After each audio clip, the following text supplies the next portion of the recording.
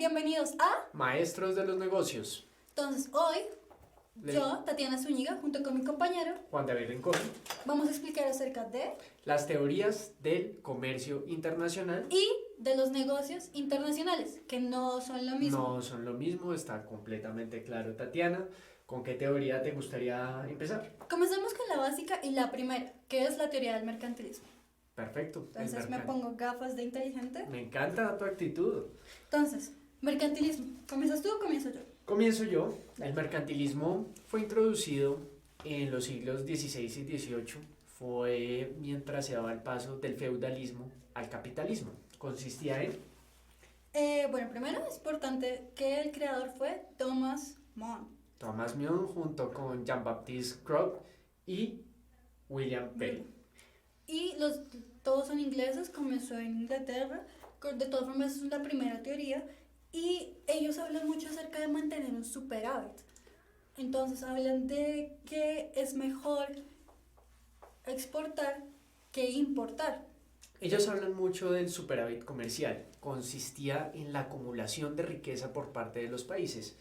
En ese momento la moneda era el oro y los metales preciosos. Entonces ellos creían arraigadamente en la acumulación del oro. Ah, claro, y por eso no querían importar, porque si uno importa tiene que pagar, o sea, tengo que dar mi oro y pues era perder. Exactamente. En este momento no es igual, pero tiene sentido, ¿no? Si lo pensamos en ese tiempo de yo iba a perder mi oro, iba a perder las riquezas del país. Sin embargo, no podemos hablar del comercio como solamente pérdida, y por eso se plantearon más teorías. Claro que sí. Una de las teorías que se plantearon después proviene del inglés Adam Smith, la ventaja absoluta, que fue publicada en 1776 en su libro La riqueza de las naciones. ¿Okay? En esta teoría, Adam Smith comienza a hablar acerca de producir, que un país no debe producir más bienes de los que puede comprar. Es decir, tiene que producir eficientemente, o sea, los países deben especializarse en una producción eficiente donde estos tengan ventaja absoluta en la utilización de recursos. Es decir, si para producir 10 kilos de banano Colombia necesita 80 recursos y Brasil necesita para los 10 mismos kilos de banano 90, Colombia tiene la ventaja absoluta en la producción de banano. Dependía de los recursos utilizados para lograr dicha producción. También si lo traemos al mundo real, es un poco... Bueno, no es tan real esta teoría, porque al fin y al cabo los países simplemente no se especializan en un producto. Un país como, además que las normas internacionales no lo permitiría, un país como Colombia no solo produce banano, produce café, produce incluso truchas y también flores. No nos podemos especializar solamente en un producto. Entonces digamos que esta teoría está un poco incompleta y por eso lleva paso a la siguiente. Ya paso a la siguiente teoría que nos la da también otro economista inglés muy reconocido, David Ricardo. Claro que sí. David Ricardo, en su teoría de ventaja comparativa, dice que cualquier empresa, país o persona debe producir eficientemente un producto dejando a un lado los recursos que utiliza para la producción de otro bien. Digamos que esto para los consumidores es mucho más fácil si lo traemos al mundo real otra vez. ¿Por qué? Porque yo prefiero, en un país van a haber diferentes productos, no solo el producto en el que se especializa, sino que también un país como Colombia que produce arroz también puede comprar arroz al extranjero.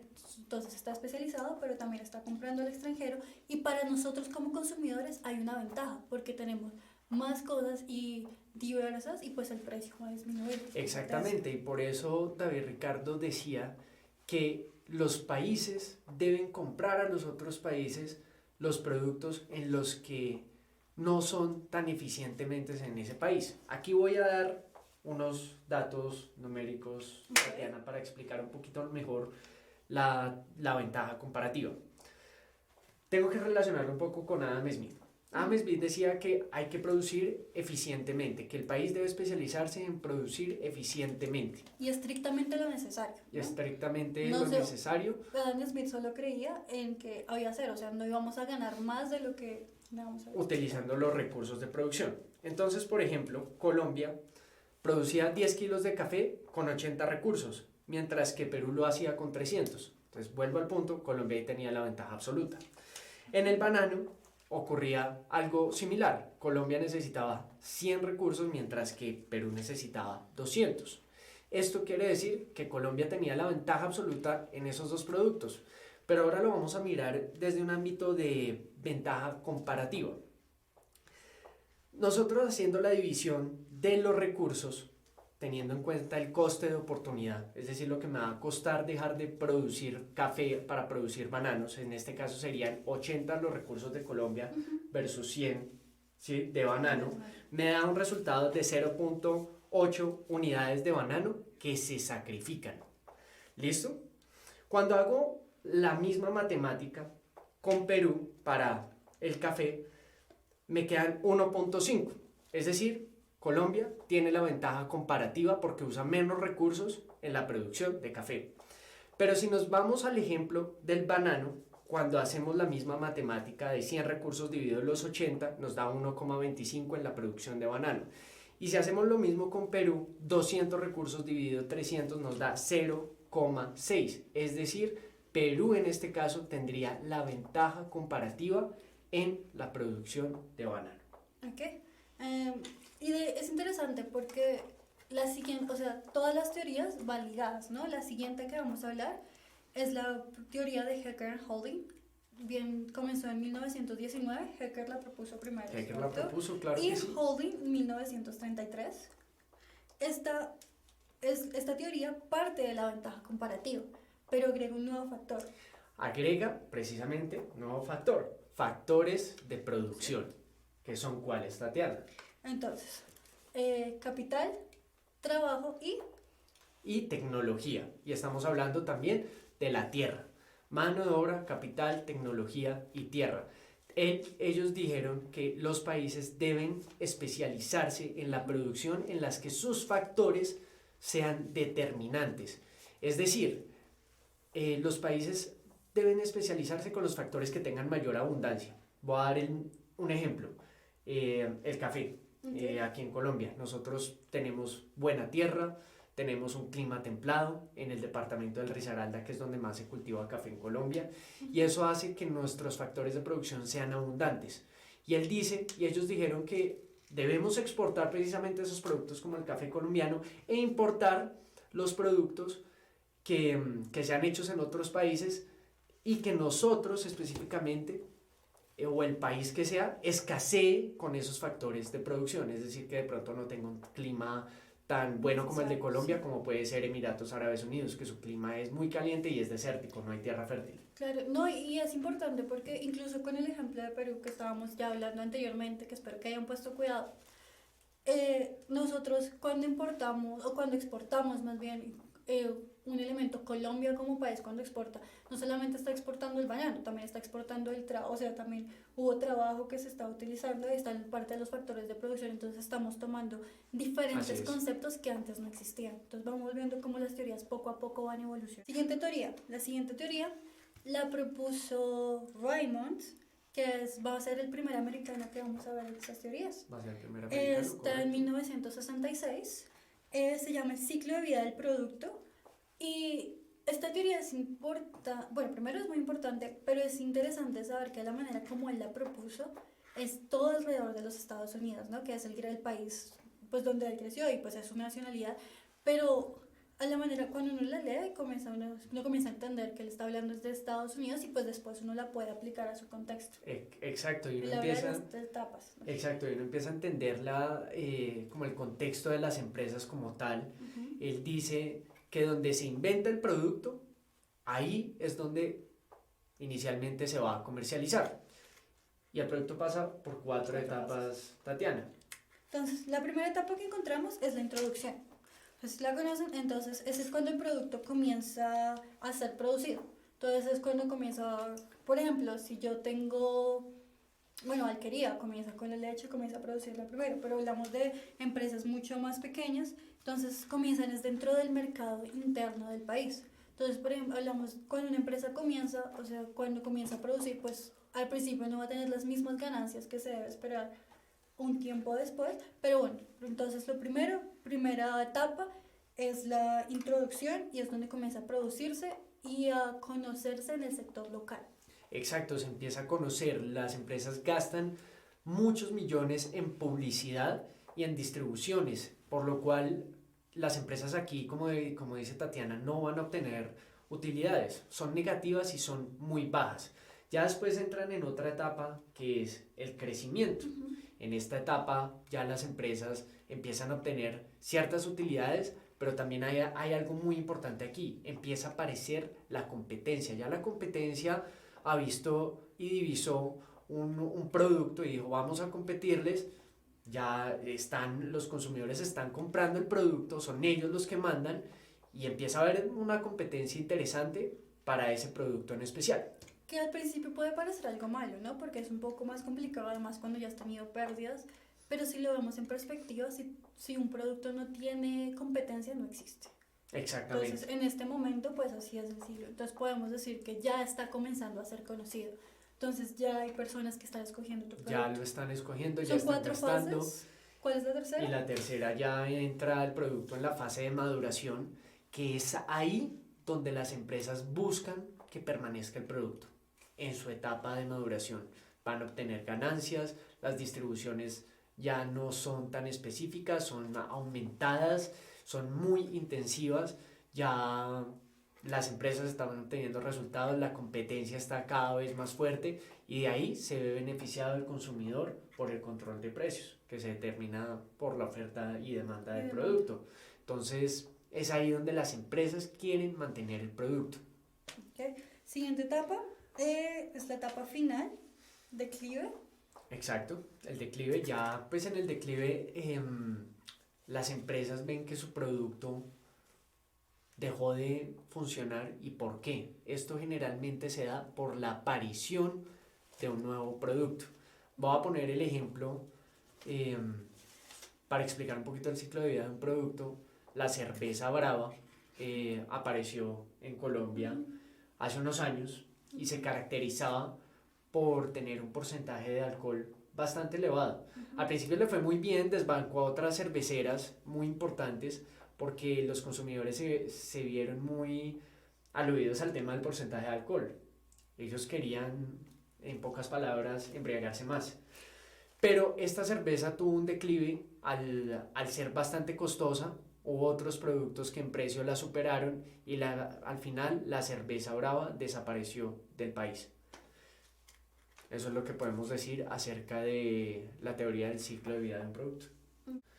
Ahora vamos a hablar acerca de la competencia monopolística. Okay. Esta teoría, Tatiana, nace de una mujer, ¿cierto? Sí. Y de hecho es un nombre muy importante. Es Joanna Robinson, es inglesa y en 1937 publicó esta teoría. Es interesante, ¿no? Porque no siempre se habla de mujeres que estén proponiendo teorías en la economía. Increíble. Y le quitaron su premio Nobel, de hecho. Le dicen las malas lenguas que ella perdió su premio Nobel por ser mujer. De todas formas, ella fue una representante muy importante en Cambridge Academic. Ok, no tenía idea de ese aspecto, muy importante. Sí, esos son de esos autores que a veces vale la pena resaltar. Claro que sí. Entonces, la teoría fue modificada múltiples veces. Después, Himmer la tomó más adelante. Sin embargo, pues fue ella la que la planteó en principio en su libro. ¿Conoces de qué va la teoría del monopolio? Claro que sí, ella habla de la competencia monopolística. Básicamente los monopolios son empresas que tienen el mercado completamente dominado. Ellos se aprovechan de su producción única que discrepa con otros productos y dan provecho ajustando los precios que ellos puedan ponerles. No se ajustan a los precios de oferta y demanda que ocurre en un mercado con competencia perfecta. Es decir, no son precios aceptantes. ¿Aquí qué ocurre? Que estas empresas monopólicas, al producir dichos bienes, y manejar los precios a su antojo, no van a ser tan eficientes en su producción, no van a ser eficientes y esto no es bueno al final para los consumidores, porque simplemente la curva de la demanda va a ser así, teniendo en cuenta que la base significa la demanda y la parte vertical son los precios. Entonces simplemente va a haber menos demanda a medida que el precio aumente y mayor demanda a medida que el precio También disminuye. muchos monopolios son peligrosos para la economía porque hace que la economía de un país comience a decrecer. Uno de los ejemplos, se me ocurre uno. ¿Conoces, o sea, viste los Avengers? Claro que sí. ¿Te gustaron los Avengers? Me encantaron los ¿Sabes Avengers. a qué empresa le pertenece ahorita Avengers, Marvel? No tengo idea. Disney. Ustedes lo conocen, ¿no? Disney es una de las empresas más grandes que existe. No sé si escucharon lo que pasó con Spider-Man. Sí, me suena. De Spider-Man no le pertenece en este momento a Disney, le pertenece a Sony. ¿Ok? Y ellos tenían un contrato, ellos rompieron en un momento relaciones y todo el mundo estaba diciendo, no hay ningún problema, Disney va a comprar a Sony. No se puede. El gobierno no los dejó, de hecho, no les permitió hacerlo. En ese momento lo que pasó fue que Disney acabó de comprar DreamWorks y Fox, las películas de Fox, o sea, como todos los derechos en películas Claro de que Fox. sí. Entonces, a la hora de comprar Sony, se decidió que no se podía, que se convertía en un monopolio muy grande y los Estados Unidos no lo iba a permitir. Entonces, pues nunca fue una opción viable. Simplemente, pues se resolvió y pues se conformaron con un acuerdo, pero así es como los gobiernos evitan un monopolio y evitan una caída en la economía. Claro, Tatiana, y evidentemente porque la competencia es primordial en un mercado perfecto. Sin competencia, las empresas simplemente no se van a esforzar por mejorar sus procesos de producción y los van a hacer menos ineficientes. ¿Y eso en qué se va a ver traducido? En los costos para los consumidores. Claro, Es por eso que en un Estado social de derecho, también como Colombia, los monopolios se encuentran prohibidos, porque esto va en detrimento del comercio internacional. La teoría de los costos. ¿Lo conoces un poco? Sí, claro que sí. La teoría de los costos, de hecho, es la base de la teoría de la internacionalización. Que vamos a ver más adelante. Claro que sí. La teoría de los costos de las transacciones dice básicamente que las empresas buscan a toda costa maximizar sus beneficios y hacer más eficiente su producción. Pero para ello tienen que incurrir en varias transacciones, ya sea con proveedores y distribuidores. Muchas de las formas que utilizan las empresas para reducir las transacciones es internacionalizarse. El costo de las transacciones es internacionalizarse. El término en inglés es outsourcing.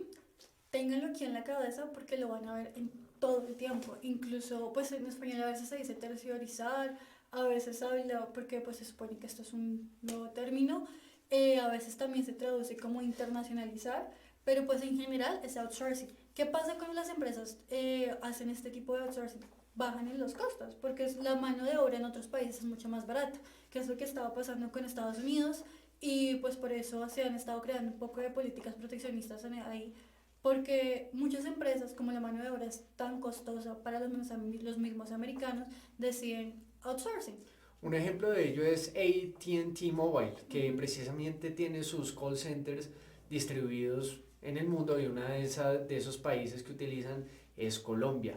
¿Por qué? Porque aquí la mano de obra les cuesta menos. Simplemente es por eso y así reducen sus costos de transacciones. Y no solo AT&T, de hecho, puedo pensar en varios ejemplos. Macy's, que es como el éxito, si hablamos en términos colombianos, americano, que es gigante, tiene su servicio de call center, de llamada a servicio al cliente, lo tienen aquí en Bogotá. Pues tienen otras alrededor del mundo, pero pues otra vez, estamos aquí y aquí lo tienen en español y en inglés. También incluso Spotify. Hay incluso empresas de medicina que tercerizan las llamadas. Entonces podemos ver cómo está en este momento funcionando el mundo. Y no siempre es lo mejor para las personas de los mismos países. O sea, claro que sí, Tatiana, pero eso es la globalización y estando en un mercado y en un mundo globalizado tenemos simplemente que adaptarnos a esas circunstancias y tratar de ser innovadores precisamente para poder llegar a competir en lo que hoy en día es un mundo globalizado. Si es bueno, si es malo, decisión de cada uno. Nosotros vamos con la siguiente teoría. Claro que sí, Tatiana, vamos con la siguiente teoría. Es la internacionalización, es un nombre muy original. Tiene que ver mucho con la teoría que ya mencionamos, ¿cierto, Tatiana? De hecho, parte de esta teoría la propone Buckley and Kayson y habla de cómo cuando las empresas se mueven a otros países o incluso tercerizan, pero también como cuando ellas tienen que abrirse a un nuevo mercado, el poder, o sea, como el mayor poder que tienen es el conocimiento, es aprender acerca de las otras culturas. Entonces, todo, y desde la religión, desde lo que les gusta, a los que no les gusta, porque, por ejemplo, si yo tengo mi empresa y la voy a llevar a Chile, yo tengo que saber exactamente cuáles son sus días, cuáles son sus creencias. Mucho más difícil si es una empresa mucho más lejos, incluso el idioma puede ser una barrera, pero en esta se trata exactamente de que las multinacionales, perdón, tienen el conocimiento como el arma más poderosa para que los consumidores vayan y les compren. Claro que sí, así tal cual es, Tatiana, muy bien descrita su teoría. Les vamos a hablar de la teoría ecléctica de los negocios, que fue formulada y creada por el británico Dunning en el año 1977. Hay discrepancias, ¿no? Unos dicen 77, otros dicen 78, otros dicen 88. Esta teoría no solo la planteó una vez, sino que siguió citándose a sí mismo.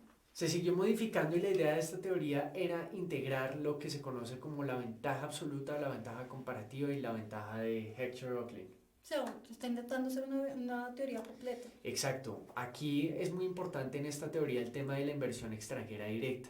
Y dice que todas las teorías ya mencionadas son perfectas e imperfectas y complementan y no complementan. Él adiciona 3 cosas muy importantes para que se dé la inversión extranjera directa, como son la condición de la propiedad, la condición de internacionalización, que ya lo tocamos, y la condición de localización, donde se sitúa un país, que de hecho viene a ser uno de los factores que Heckscher-Oakley plantea en su teoría, la localización. Eso es muy importante para el desarrollo de un producto, no es igual de importante producir en un lugar como Colombia el aguacate a producirlo en Emiratos Árabes, donde sus tierras no son fértiles.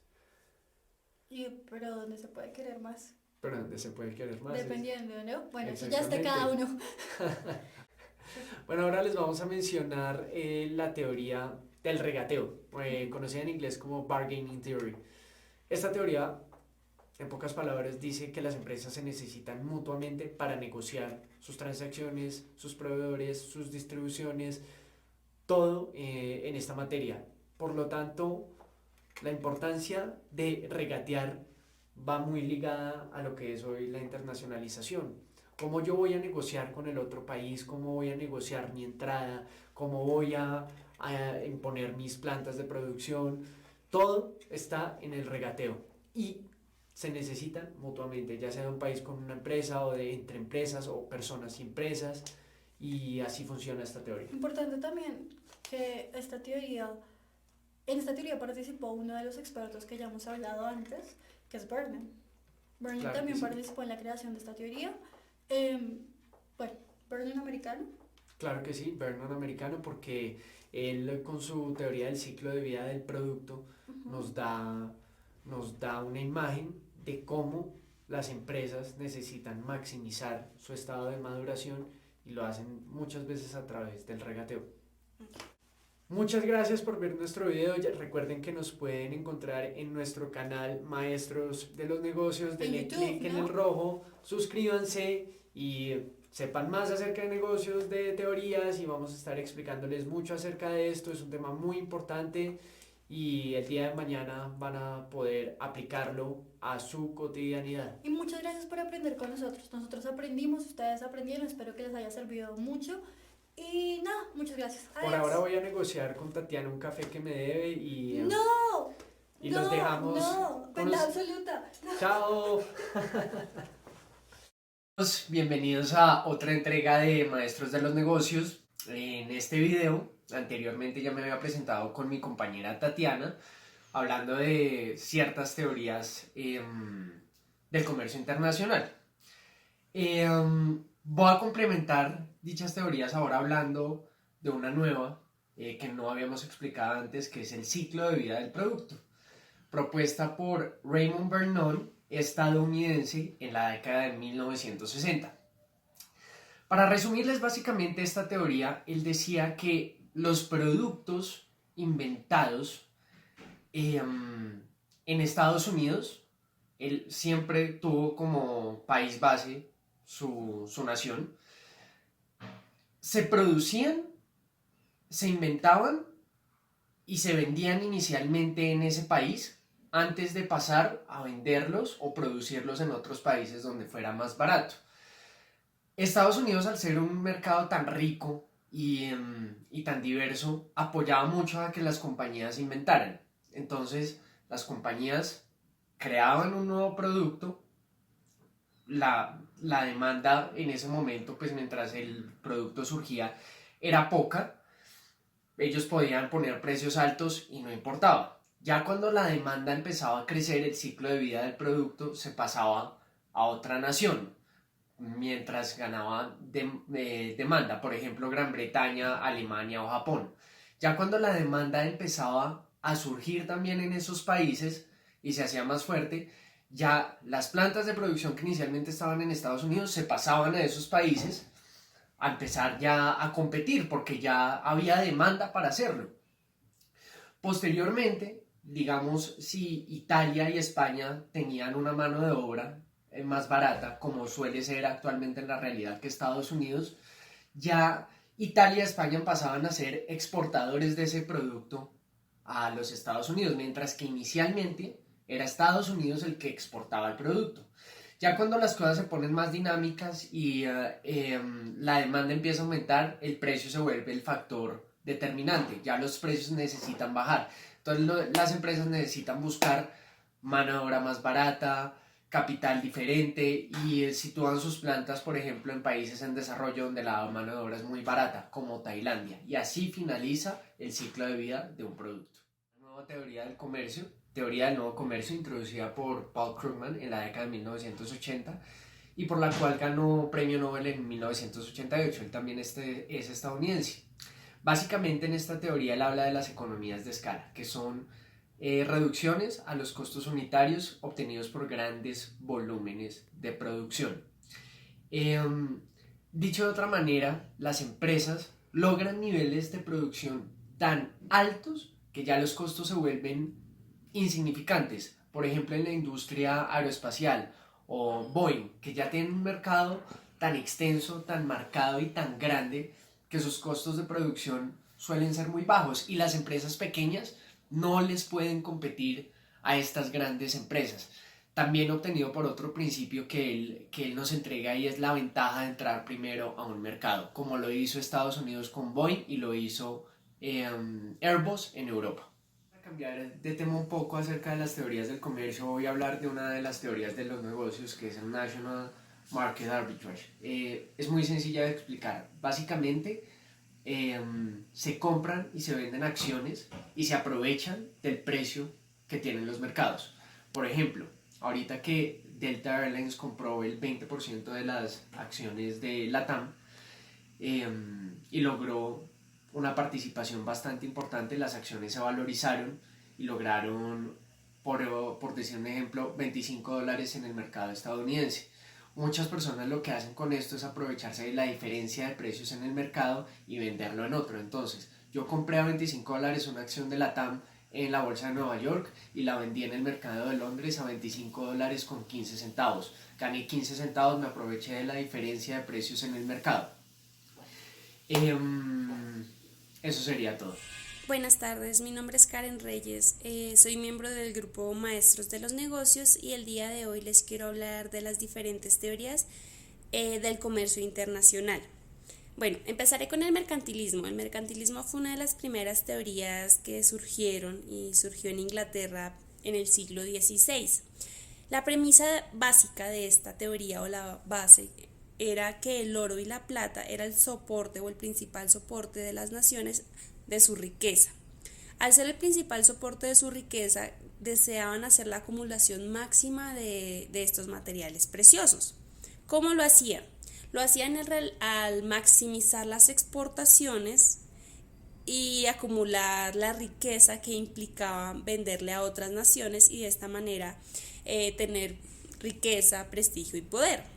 De igual manera, las diferentes naciones buscaban minimizar las importaciones, porque esto significaba perder el capital adquirido con las exportaciones ya hechas.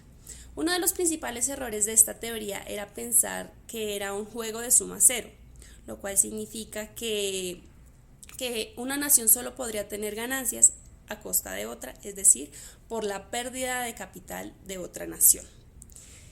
La siguiente teoría es la de la ventaja absoluta. Fue creada por Adam Smith en 1776. Este señor fue un economista y un filósofo escocés que decía que se debía tener en cuenta las diferentes capacidades de producción y los diferentes recursos con los que cuenta cada uno de los países y especializarse en la producción de bienes en los cuales se tenga la ventaja absoluta. Es decir, un ejemplo, Colombia tiene una ventaja absoluta en la producción de café, debemos enfocarnos máximamente en ese. Y también decía que la importación de bienes solamente se deben realizar o se realizarían con países que tuvieran ventaja absoluta en dichos productos. Ahora, la ventaja comparativa. La ventaja comparativa fue creada por David Ricardo en el siglo XIX. Este hombre fue un economista inglés, pero de origen judío, que decía que las naciones debían especializarse en producir bienes con la mayor eficiencia posible. Y, la mayor eficiencia que según sus recursos y según lo que tuviera cada país. También decía que se deben comprar a otras naciones los productos que no se producieran con la mayor eficiencia dentro del país, aunque en muchas ocasiones esto implicaba comprar en el extranjero mercancías que se podrían producir, pero no se producirían en la misma capacidad. Él afirmaba que esta teoría aumentaba la producción mundial, lo cual significaba que el comercio se estimula, crece y como tal genera ganancias a los diferentes países. Una de las principales críticas que tiene esta teoría era que en muchas ocasiones los consumidores de los productos o de los servicios tendrían que comprar a costos elevados, no eran necesariamente baratos, y esto no compensaba las pérdidas salariales que ocurrían cuando en muchas ocasiones los puestos de trabajo eran llevados a otro lugar.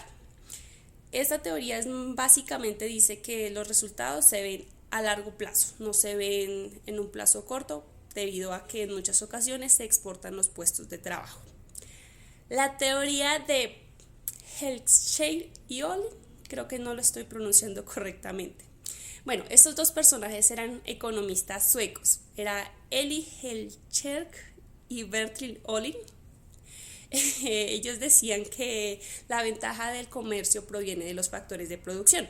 ¿Cuáles son los factores de producción? Los recursos tales como la mano de obra, el capital, la infraestructura, la comunicación, las comunicaciones con las que cuentan cada uno de los países.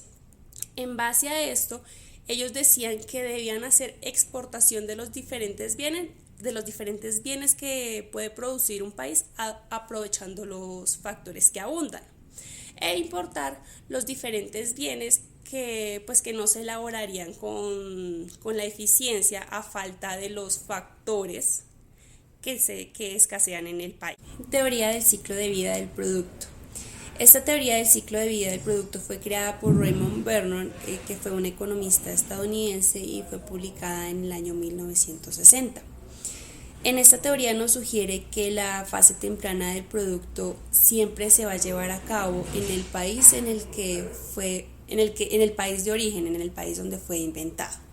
En esta fase inicial, las empresas se enfocan en el mejoramiento de la producción, en el marketing y la comercialización, pero todo dentro de un mismo país. Una vez que se genera cierto crecimiento en la empresa y que la demanda del producto llega a otras naciones es cuando se inicia las exportaciones. También es cuando aparece la competencia sacando al mercado productos ya bien sea similares o productos con ciertas mejoras. Hay que tener en cuenta que la competencia entre más de una empresa o dos empresas siempre genera e incentiva la innovación y la mejora de los productos. Nueva teoría del comercio. Esta teoría se origina en la década de 1970 y se basa en dos cosas, básicamente, la economía de escala y la ventaja de actuar primero. La economía de escala se refiere a la reducción de los costos unitarios que se lleva a cabo, que se obtiene al aumentar los volúmenes de producción. Estamos hablando de cantidades masivas que se producen. También se realiza al recurrir a equipos y trabajadores especializados que son más productivos y más eficientes. Nos dice también que los países que recurren a esta teoría o este método de comercio producen una variedad más grande de productos y a un precio menor, lo que al final representa para el consumidor o el comprador una ventaja porque tiene más variedad a un costo menor.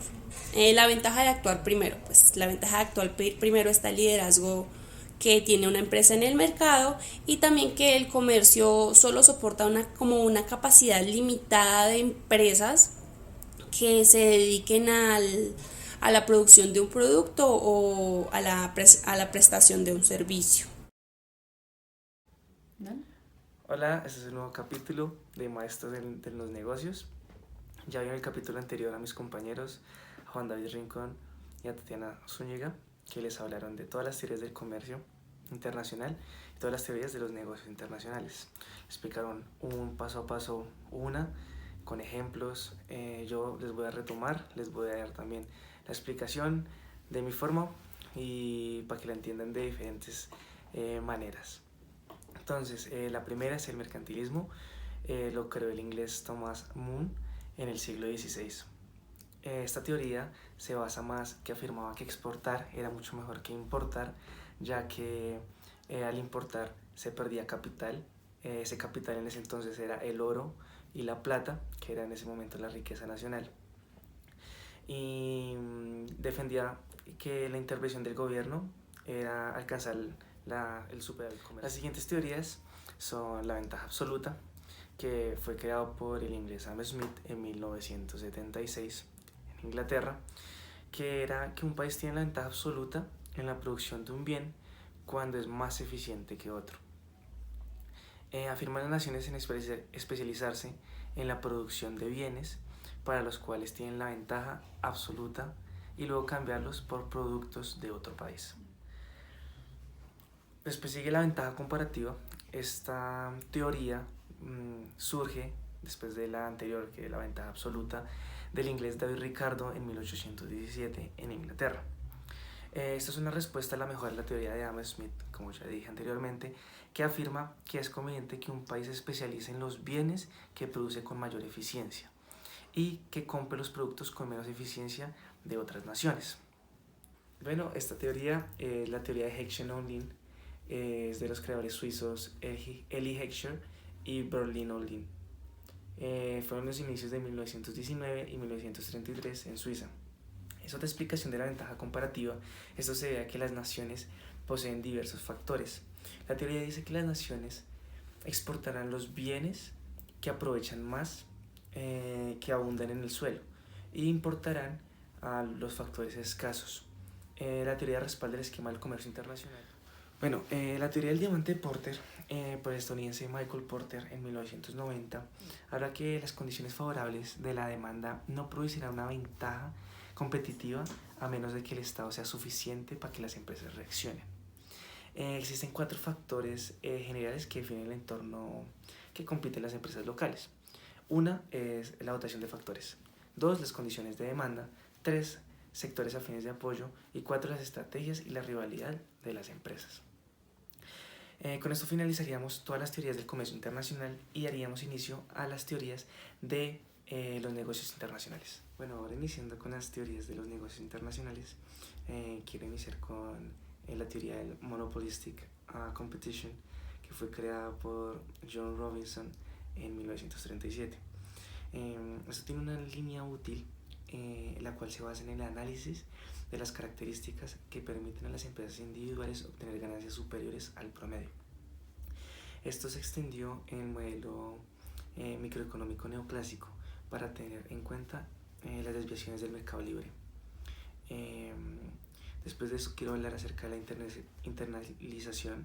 La internalización, esta teoría está centrada en la economía de integración vertical y horizontal, con énfasis en la ventaja de empresas individuales. Esta internalización está más orientada hacia la decisión corporativa y hacia la naturaleza dinámica de la competencia. Por lo tanto, el propósito es lograr mayores ganancias con decisiones internas en lugar de ir continuamente al mercado para adquirir recursos del uso diario o realizar ventas en puntos de mercados específicos. La teoría del Competitive Advantages, estas ventajas son las que le permiten a las empresas individuales superar a sus rivales. La teoría se aplica en cualquier mercado y se puede volver muy dinámico a la hora pues, de orientar a las empresas para el desarrollo de ventajas sostenibles. La perspectiva de la estrategia empresarial viene al centrarse en la rivalidad pues de las empresas y en la gestión de recursos humanos dentro de estas. Eclectic Theory fue creada por Dunning en la década de los 70. Afirma que distintos factores ofrecen una explicación de un comportamiento de la empresa en los mercados objetivos. Dunning apoya la inversión extranjera directa de acuerdo a las condiciones de propiedad, internacionalización y localización. Afirma que es indispensable el trabajo entre empresas para ver que se pueden comparar operadores, proveedores y otros aspectos. Por lo tanto, el regateo o el bargain theory es de vital importancia para la internalización de las empresas sin importar este tipo de estas. Okay, so my conclusion is that theories that work by itself, like the first one that I mentioned, that only take advantage of other markets or other countries to benefit themselves, I believe that they are not as enriching as the ones that work together, like bargain theory. That kind of business that believe in cooperative work grow even more than the ones that work by themselves, because both of them benefits one of the other. So that's my conclusion. My name is Juan Camilo Rodriguez, and I will see you in the next episode. I'm going to tell you my personal conclusion. I think that none of the above theories that we already mentioned are more powerful than the other one. So we can have the full spectrum of all the theories and know how the market works, how the cultural factors are important, political factors, the law system. It's crucial to the firms that want to make foreign direct investment in other countries.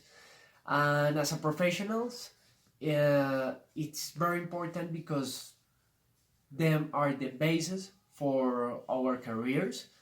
And when we work in the future in an international firm, we maybe can understand the world in a simpler and easy manner, because we know the basis that are these commerce, international theories, and business theories. Thank you. My conclusion of the international trade theories is that as the economy evolves, it's necessary that the strategies of do business also need to change to be adapted to the global market. In conclusion, globalization is here to stay, and the transition to a more open market, it guarantees these theories are just ways to explain how countries are going to join, or how countries are going to take action, or how it's best for these countries to take action in this global economy. We studied in this video two kind of theories. The first one were the international trade theories that, in my opinion, are just trying to name the behavior that countries can take in when they need to export or import, or exporting and exporting actions are needed.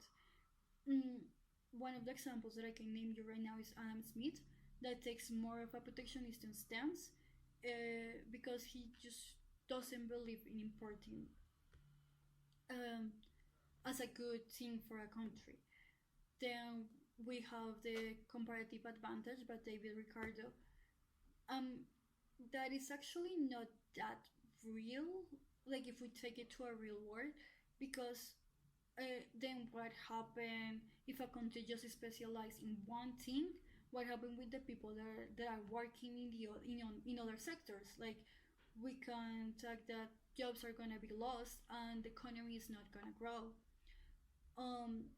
Also, well, then we have a Heckers and Holling, and I remember how they talk about the factors of production, and I think it's the first one the factors of productions are introduced to these theories in order to complement a little bit more, and just they're used in a way to understand more the inputs and use the productions are used in the production of goods and services.